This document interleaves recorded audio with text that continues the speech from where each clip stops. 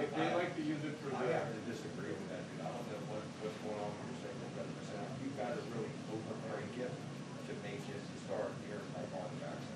No, it's not the artifact. I just think the 8%. This one's C. Yeah. Well, it's not. Well, that's the thing. It's not even. Are you and I? Yeah. You don't have to. Don't write that. But I use it.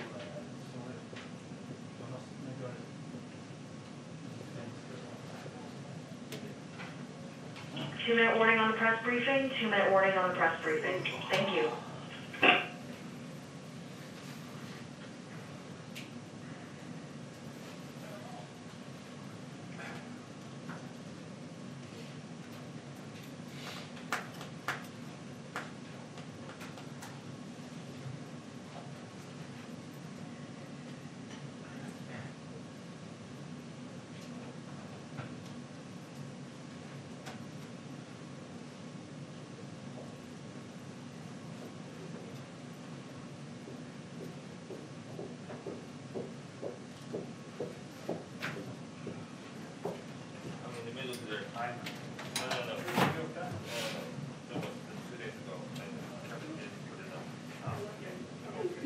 Thank you so much. Since we're starting. We'll put it on later.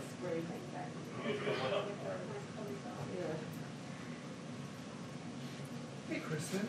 How are you? Doing all right. How are you? Doing well. Thank you. Glad it's warming up. Yesterday was just a tease. I think it's going to be like cold and rainy. I think you're right. I know. I know.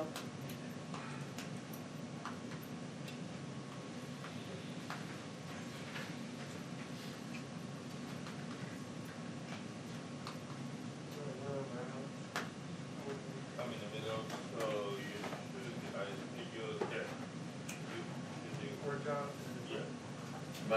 Yeah. Am I in the wrong spot? Yeah. I am? Hold on. Am I supposed to be over there? No, you're supposed to be next to the camera. AP is in the.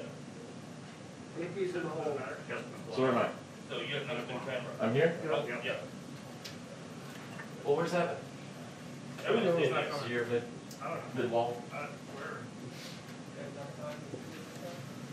Hi, everyone.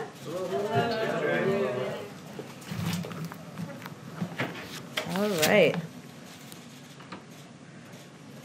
Ooh, I will tell you masks are a little tricky with earrings on, so just bear with me here. Okay. Just have a couple of items at the top. Okay, learned my lesson on earrings. All right, today the president will deliver remarks to mark 50 million shots that have been administered since he entered office. In his remarks, he will provide an update on the strong progress we've made across our pandemic response to date. He will commend the COVID response team's extraordinary whole-of-government effort to get shots in the arms of Americans, as well as the work of so many Americans who have stepped up to the plate in this moment. He will also remind Americans that now is not the time to let our guards down, especially in the face of new variants. He will encourage people to continue wearing a mask and get vaccinated when it is their turn. I also have some brief updates on the winter storm that affected a few states last week. As many of you saw last night, the president approved the state of Oklahoma's major disaster declaration request. This action will authorize FEMA to provide both public and individual assistance, including grants for temporary housing and home repairs, low-cost loans to cover uninsured property losses, and other programs to help individuals and business owners recover from the effects of the disaster. Power and water restoration continue across Texas, Louisiana, and Oklahoma. Accelerated vaccine shipments are occurring, and vaccination appointments are being rescheduled and expanded to accommodate those canceled last week. And as you all know, the president is, of course, traveling to Texas tomorrow. Today, the vice president also visited a local giant pharmacy in Washington, D.C. that is participating in the administration's federal retail pharmacy program. The program is increasing access to COVID-19 vaccines across the country. The Biden-Harris administration is committed to ensuring Americans have access to vaccine in their own communities, including at local pharmacies. And last week alone, the administration doubled our allocation to pharmacies to over 2 million doses across 7,000 pharmacies. With that, Darlene, why don't you kick it off? Great. I have a question to start off with about near attendant. So when she tweeted that, quote, a vampire has more heart than Ted Cruz, when she compared Senator McConnell to Voldemort, and when she called Senator Collins, quote, the worst, did those comments meet the president's standard of treating everyone with dignity and respect? Well, first I'll note that when Neera Tanden testified just a few weeks ago, she apologized for her past comments and that she would be joining an administration where, as we've noted in here, there's an expectation of a high bar of civility and engagement, whether that's on social media or in person, and we certainly expect she would meet that bar. Did the president and the transition team underestimate how much of a problem her tweets would become?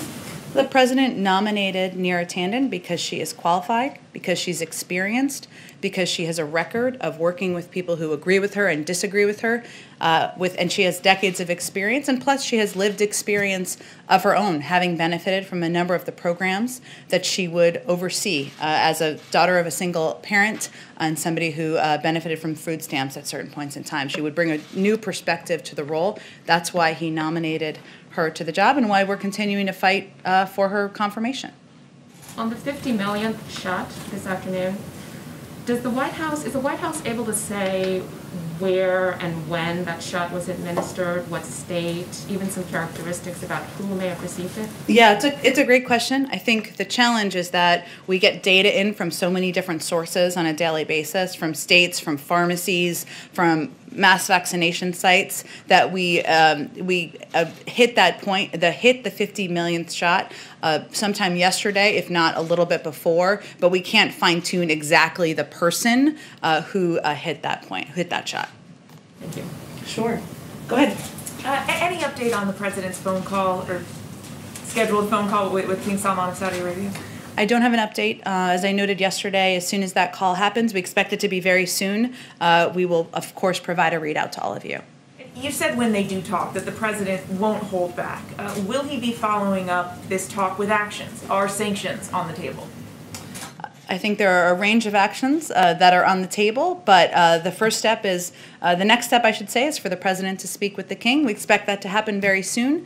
As you know, we've committed to the release of an unclassified report that would come out from DNI and not from the White House. And of course, our administration is focused on recalibrating the relationship, as we've talked about in here previously. And certainly there are areas where we will express concerns and leave open the option of accountability. There are also areas where we will continue to work with Saudi Arabia, given the threats they face in the region. What's the holdup to the phone call? Is the king avoiding your calls? I don't think that's the characterization. The president has a busy schedule. The king, obviously, I can't speak to his schedule. I'm not his spokesperson, but we expect the call to happen very soon. I think there was some inaccurate reporting about it being confirmed when it wasn't a confirmed call yet. And you have made clear that the president's going to be speaking with his counterpart, with the king, not with the crown prince. But given the crown prince's role in the future of the kingdom and that he is expected to be implicated here, why not speak to the person expected to be responsible? Well, I think the president's conversation will cover a range of topics with the king. There's obviously a lot to discuss with Saudi Arabia and with the leaders of Saudi Arabia. And as I've previously noted, the Crown Prince has been engaged with his appropriate counterparts. The president will be engaged with his appropriate counterparts. And we're engaged at many levels with leaders in Saudi Arabia. So will the Crown Prince's counterparts here, Austin, be speaking to him about this issue, though? He spoke with him last week. They did a readout. I don't think I have anything more about their call to read out. Go ahead. Hi, thank you. I just want to ask about the post office, a couple of questions. You said earlier today that there was concerns, I guess, with the leadership. Quote, it's clear that the leadership can do better, and so that's our hope. Can you clarify whether you want to change in the Postmaster General now that you've named new members to the board? And secondly, they've announced the purchase of a new fleet. The president, of course, announced on January 27th a study pursued aiming at electrifying the government fleet, including the post office. Only 10% of the fleet they've announced they're buying will be electric. Do you plan to change that order or see changes to it at all? Sure. The second question, I'll have to follow up on more specifics on it. That is certainly something the president's committed to. I don't have an update on it, but I can venture to get one for you. On the first question, some people may not be following this as closely as you and I have, so let me just give a little more context. Of course, the president is committed to the Postal Service's success. which is why yesterday he nominated 3 extremely qualified individuals to fill the empty spots on the Board of Governors, Anton Hajar, Amber McReynolds, and Ron Stroman. And the American people highly value the Postal Service and the men and women who deliver our mail every day, and we're working hard to do exactly that. But I think we can all agree, most Americans would agree, that the Postal Service needs leadership that can and will do a better job. Now, as you know, but not everybody knows, it's up to the Board of Governors, of which we just nominated 3 individuals to serve to determine the future of leadership there, and we certainly leave it up to their discretion. Sounds like you're signaling that the board should take a look at it. Does the president have confidence in the current Postmaster General? I think the president is certainly familiar with the process. He believes the leadership can do better, and we're eager to have the Board of Governors in place. A slightly separate subject. You may have seen that GameStop is spiking again, as are similar stocks, or stonks, dare I call them. Do you have views on whether the SEC or the administration, the Treasury Secretary, will weigh in if we continue to see these sort of meme stocks fluctuating and spiking like this? Well, as you know, the SEC had oversight, I should say, and certainly has been watching it closely, monitoring it closely. The Treasury Secretary also convened a meeting just a few weeks ago, but I would certainly send you to them on what their plans are for monitoring engagement or speaking to it. There's been no update since that meeting? I would send you directly to them to give any update on their progress and how they're monitoring it. Sure, go ahead. The president is going to Texas tomorrow. He's obviously going to show empathy for the victims of the storm. Does he have a message for the leadership in Texas on how to better prepare for winter storms? And what can the federal government do to kind of coerce private industry there to better prepare?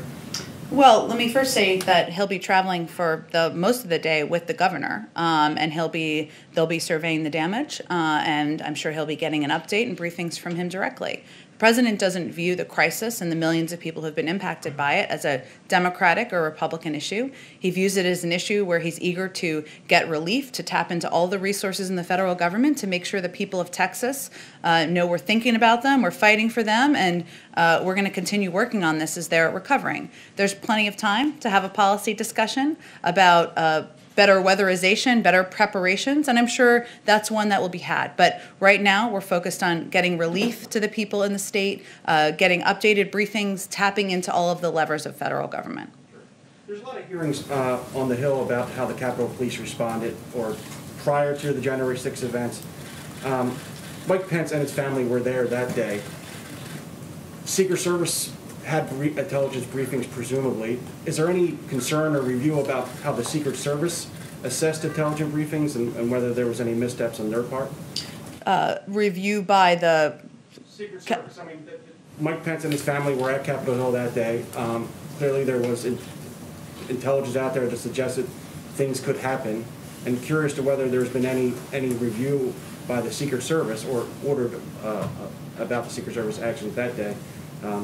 And how they handled it. I'd encourage you to reach out to the leadership of the Secret Service to get a further comment on it.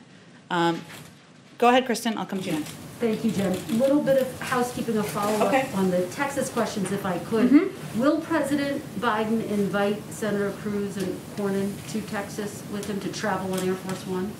Well, Dr. Biden is traveling, of course, with us to Texas, with the president to Texas. There are some limitations on space available, so there are not members, I don't believe, I will double check on this, of any party traveling with the president to Texas. But again, he's going to be spending the day traveling with Governor Abbott and surveying the damage on the ground. Will they be a part of his plans to survey the damage? Will they join him in any of those events tomorrow? Has there been any invitation extended? I'm happy to follow up on it for you, Kristen, but I'm not aware of their plans to participate in the events tomorrow, but I can check. Okay, I want to ask you about the uptick in migrants at the border. Some members of the Democratic Party are displeased with the way the administration is handling children who are being held at the border. Alexandria Ocasio-Cortez tweeted this, quote, "This is not okay, never has been okay, never will be okay, no matter the administration or party." Is this a failure on the part of this administration?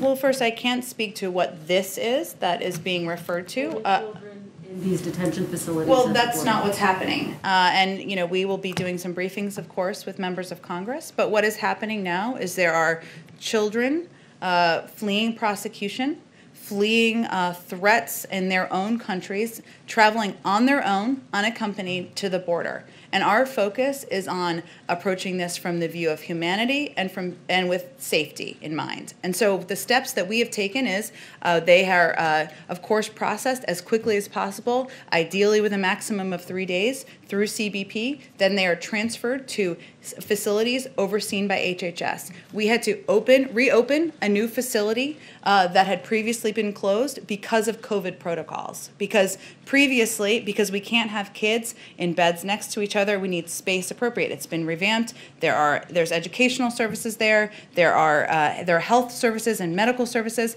But our objective is to move them as quickly as we can to families that have been vetted and to, of course, reunite kids with their families. How do you respond to Alexandria Ocasio-Cortez, though, who says she sees these images and it's not okay, from her perspective? Well, look, we will work, of course, with Congresswoman Ocasio-Cortez on a range of issues, and we look forward to doing that. What I'm conveying from here is what the actual circumstance is on the ground and the tough choice that we have had to make. There are only a couple of options here. So either we send kids back to a very dangerous journey back to their countries. That's not a good option. I don't think anyone would support that option. We send them to families that have not been vetted. We've seen challenges with that in the past where kids have then been trafficked. That is not a good option in our view. Our best option in our view is to get these kids processed through HHS facilities where there are COVID protocols in place, where they are safe, where they can have access to educational and medical care. There are very few good options here, and we chose the one we thought was best. And I just want to ask you about CPAC. I know you got some questions about this yesterday. If I could try again, based on our reporting, former President Trump is going to be talking about President Biden's immigration policies. He will point to the uptick in migrants coming to the U.S. How is the administration planning to respond? Well, we're not looking to former President Trump or any of his advisors as a model for how we're approaching immigration. In fact, we're in the circumstance we're in because not only was their approach inhumane, it was ineffective. And so we're going to forge our own path forward. We'll see what he says, but our focus is certainly not what President Trump is saying at CPAC. Go ahead. Thank you, Jen. The head of the group the president is going to meet with today, the National Governors Association, Andrew Cuomo, is being accused of sexual harassment by a former staffer named Lindsay Boylan. She says that Cuomo, while he was governor, gave her an unwanted kiss on the lips. He asked her to play strip poker. Is the White House worried about this becoming a distraction from an important meeting about COVID response? Well, let me first say that the president has been consistent in his position. When a person comes forward, they deserve to be treated with dignity and respect. Their voice should be heard, not silenced, and any allegation should be reviewed. Governor Cuomo is also the governor of one of the largest states in the country that has been one of the hardest hit, with millions of people still suffering from an ongoing pandemic and an economic crisis. And our focus is to continue working with governors from across the country, from a range of states, on how we're helping people in their states. He also is still head of the National Governors Association, hence he's at the event today. And to him being in charge of the governors and in charge of such a big state, will the president talk to him about these accusations from Democrats in the New York legislature that Cuomo misled the public about deaths in nursing homes throughout the pandemic? Well, this is a meeting and a conversation with a range of governors about how we can all work together to address the pandemic and get relief to the American people, and that's what I expect the focus of the meeting to be on. There are some Democrats in New York who want congressional hearings about these deaths in nursing homes. There was a Cuomo aide who told lawmakers in February that the Cuomo administration withheld the number of residents who died in hospitals from the public due to the fear that it would be used against them by federal prosecutors. Is this something the White House thinks would be appropriate for a congressional hearing? It's really up to Congress to determine how they want to review or have hearings on those reports. And I know you were asked about this weekend, but I'll try again.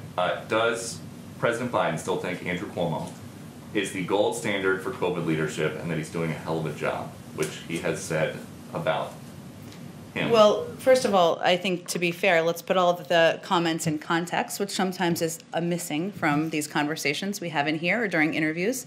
At the time, which was, I believe, April of last year, the president spoke out and said positive things about a range of governors, Democrats and Republicans, who were stepping in when there was a vacuum of leadership at the federal level, when they were getting no information, when they were getting no help and no guidance from the former Trump administration. He made some positive comments about Governor Cuomo and his role in New York at the time, as he did about a range of governors. Okay, and then one more on climate change. There's been some reports about a meeting with airline CEOs next week. How important is it to the White House to reduce airline emissions as part of an overall climate agenda? I'm not actually familiar with that meeting. Do you know who is with? Gina McCarthy and some of the airline company CEOs. I'd have to look back into it. I don't have any more details on that meeting. I'm happy to. Go ahead. Thank you. Just want to follow up on the unaccompanied children.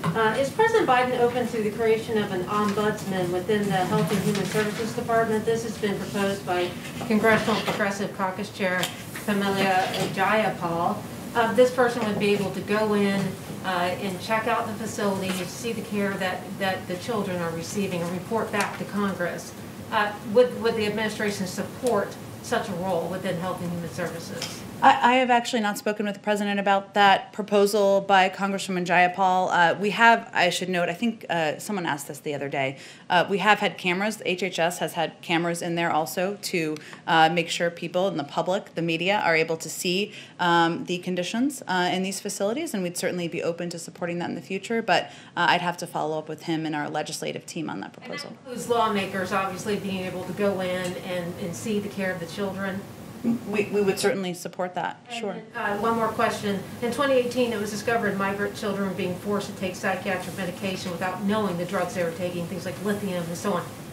What's being done? Obviously, these children need psychiatric care. In some cases, they've been traumatized. They've had a difficult time.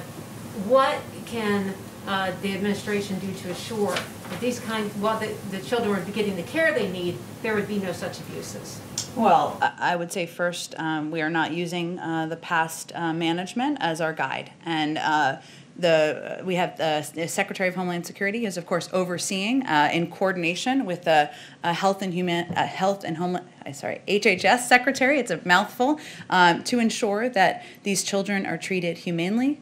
They are provided with the medical assistance they need, the mental health assistance they need, and you're absolutely right. I mean, these kids have been through a trauma, and we want to treat them humanely and make sure they're kept safe. So I would send you, of course, to the HHS team to get more specifics of how it's monitored, but certainly that's our expectation. Go ahead in the back. Hello. Has the president been following Brexit, and has it gone as he expected so far? And does he share the position that President Obama expressed in 2016 when he said Brexit would put the UK at the back of the queue for trade deals with the US? Well, a lot's happened on Brexit and in the world since 2016, I think it's fair to say. I will say that President Biden is focused on strengthening our domestic economy through significant investments in American workers and competitiveness. That's his focus. He's committed to prioritizing those investments at home before signing new trade deals. That's his approach, and that's how he sees trade deals in general around the world. Making those investments is critical to restoring the middle class and making us more competitive. So our team is still reviewing negotiations that were begun under the prior administration. Ambassador-designate Tai, of course, had her hearing this morning, and she will be essential to that review. Has the president spoken to any leaders from Africa yet, and how concerned is he about competition from China in Africa?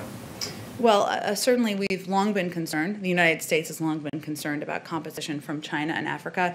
We provide readouts whenever he does calls with foreign leaders, so he has not quite made it to every foreign leader at this point in time, but I'm sure that engagement with China and the bar and the we expect to be set would be part of those many of those discussions. Go ahead. Thanks, Jen.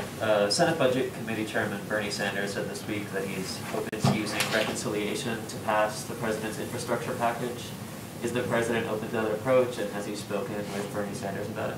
That would require having an infrastructure package, right, to decide how it would pass? Well, let me first say that our focus is on the American Rescue Plan.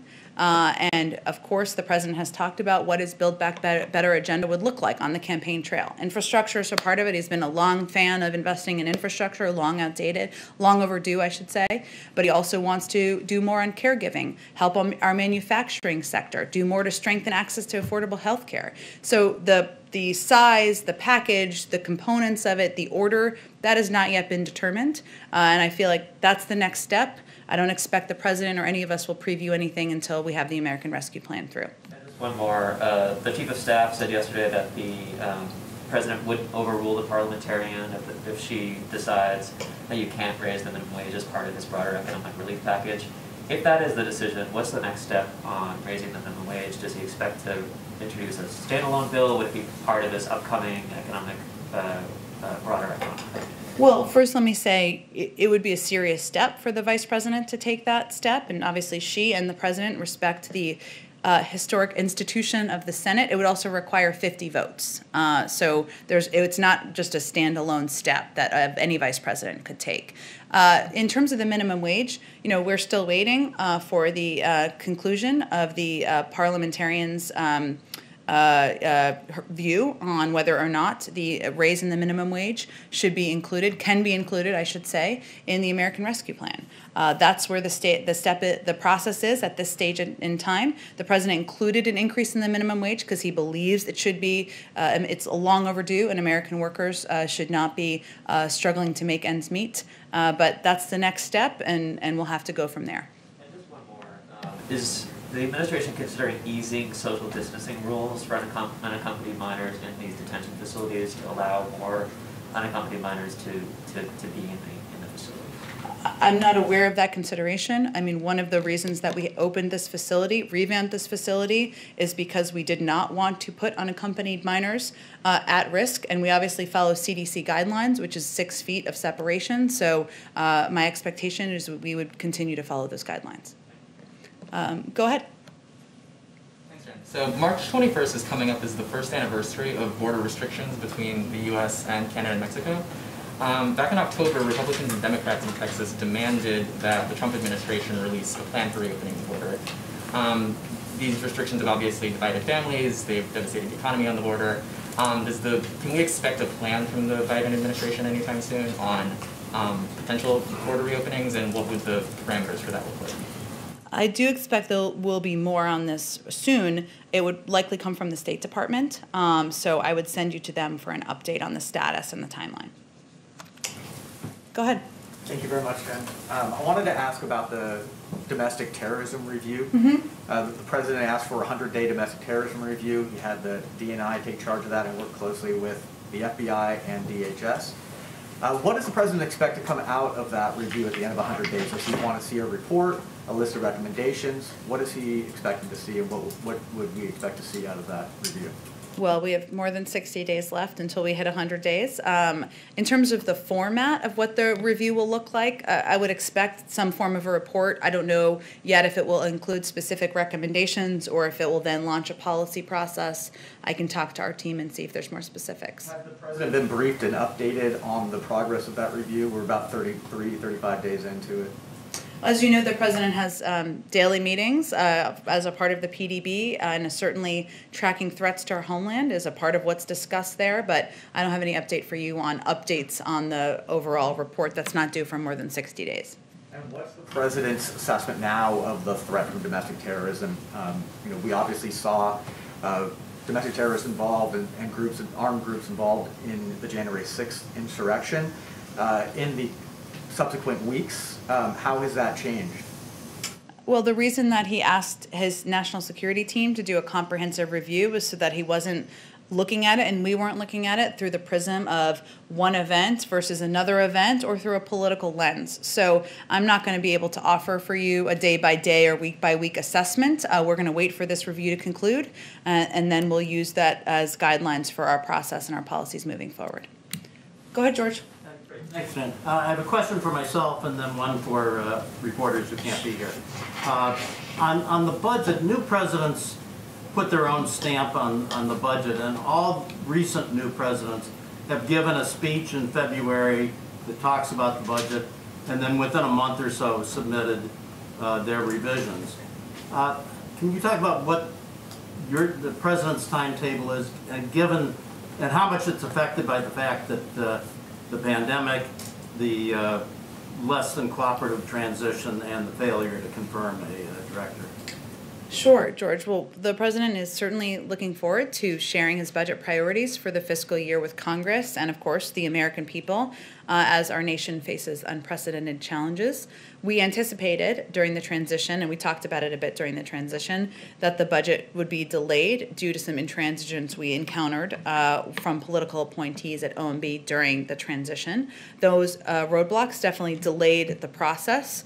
We have a strong team in place, of course, at OMB, many of whom are career officials who are working through administrations to put budgets together. But the lack of a confirmed head of OMB certainly doesn't help to expedite the process. So we certainly anticipate it will be delayed. I don't have an exact timeline on it, but I wouldn't expect a budget rollout or announcement in February. Do you think it would be possible to give that kind of traditional speech, or does the pandemic make that impossible? A traditional budget speech? Congress. Well, I think we would be looking at a non-traditional approach to a joint session. I don't have any update on what that will look like at this point, simply because I don't think anyone could envision 500 members of Congress in there with a president of the United States during a pandemic, but I don't have any updates on the timeline or format. And the one from other reporters is sort of a follow-up to your earlier answer. When you do make the declassify the report on Saudis, will that come at the same time as you announce any kind of sanctions or actions, or is that a separate timetable for those two? I'm not going to be in a position to preview that. I would just say the unclassified report would be released from DNI, not from the White House. And I would just broadly remind you that oftentimes any actions related to global issues or don't come out of the White House. They come out of a range of agencies, but I don't have anything to preview for you at this point in time. Go ahead, Lal. Thank you. I would like to ask you about India and Pakistan today announced ceasefire along the shared border, including land of control. This was the first time, I think, after 2003 that they have announced this kind of ceasefire. What has White House to say on this? Well, the United States welcomes the joint statement between India and Pakistan that the two countries have agreed to maintain strict observance of a ceasefire along the line of control starting on February 25th. This is a positive step towards greater peace and stability in South Asia, which is in our shared interest, and we encourage both countries to keep building upon this progress. Is Pakistan doing enough in the fight against terrorism? I'm sorry, the masks always make it hard to hear people in the way back. Can you say that one more time? Is Pakistan doing enough in the fight against terrorism? Well, of course, we remain closely engaged with a range of leaders and officials in the region, including those in Pakistan. But in terms of an assessment of that, I would point you to the State Department or the Intelligence Department. Yesterday, President issued a proclamation in which he revoked his predecessor's policy on issuing of new green cards to those people who are outside the country. There are a lot of legal immigrants who leave the country and they want to make this country as their home, but they're having a decade-long wait for the issue of green cards so that once they get it, the potential is unfolded. They can open their company, they can have the startups, and they give employment, create employment, generate employment in this country. What's the president's message to those legal immigrants in this country? Well, the president believes that it's important and long overdue to put in place immigration, to modernize our immigration system, and that includes taking steps to help ensure that high-skilled workers can stay in the country and can go through the proper process to stay in the country. So we're eager to work with Democrats and Republicans in Congress to get that done. One more finally one. Several Republicans on the Hill, and including Nikki Haley, the former U.S. ambassador to the UN, are urging President Biden to not to participate in next week's Chinese Winter Olympics. Has the president taken a decision on that?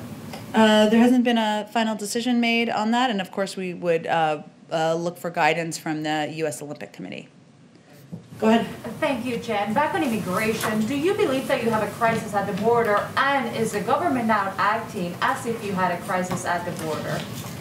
Well, certainly, having unaccompanied minors travel across the border, and so many that we had to open a new facilities is something that we take incredibly seriously, and we are eager to, of course, address humanely and with the focus of keeping them safe. I don't think I'm going to put new labels on it from here or from the podium, but it is a priority of the administration. It's a priority of our Secretary of Homeland Security and certainly of the President, who's kept abreast of the developments.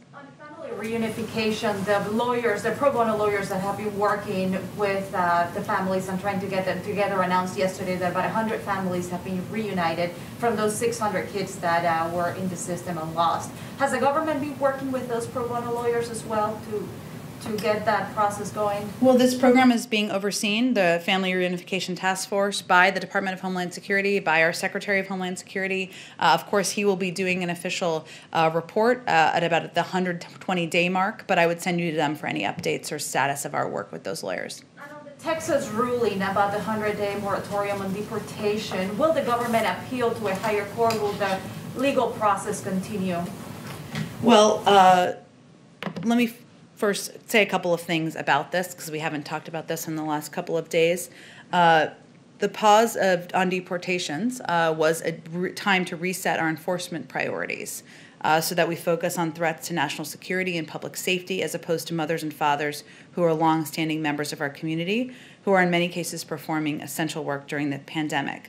So the Department of Homeland Security has put in place interim enforcement priorities and is reviewing the prior administration's policies and practices. The court's ruling still allows us to do this. In terms of next steps or how we will approach it from here, I would send you to our Department of Justice. And will the President address immigration at all down in Texas tomorrow?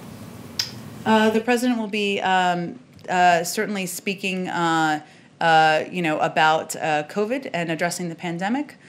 He will also be speaking about the impact of the storm on the people of the state. And I know immigration is an issue on the minds of many people there, but I don't have anything to preview in terms of whether he'll address it while he's there.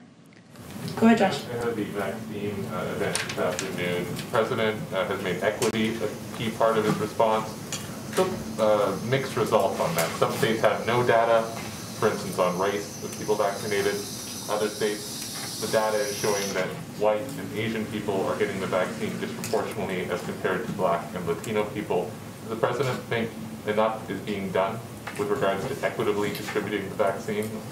The President has always known from the day he took office, and as has the Vice President, that ensuring that we equitably distribute the vaccine would be a big challenge because there was a lack of accurate data, as you referenced, because it is challenging. You have to use a number of approaches to get into communities where there is vaccine hesitancy, which is an ongoing issue that we're working to address.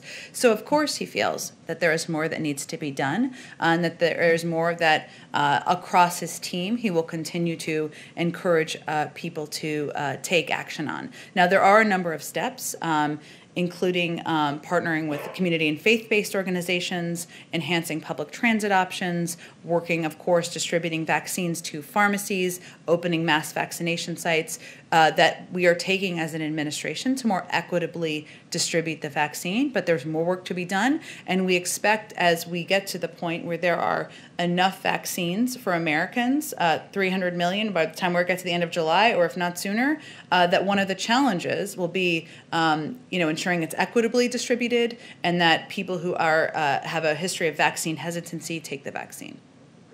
Go ahead. There are reports that if Congress launches a 9/11 style commission to investigate the January 6th insurrection, Nancy Pelosi would want it to have 7 Democrats and 4 Republicans as part of the makeup. Would the White House be satisfied with that, or would you rather see it more evenly distributed by party? We leave that up to Congress, leaders in Congress, to determine what that will look like. And on immigration, why does the White House think there is this surge of unaccompanied children right now? Your critics are saying it's because you're not sending anybody back, any of these unaccompanied children back. Do you share that? Well, I think there's a couple reasons. One, there's conditions that are in these countries that we have not done enough to help improve. And that's why there is funding in the president's immigration bill, and why one of the reasons we're eager to have it passed.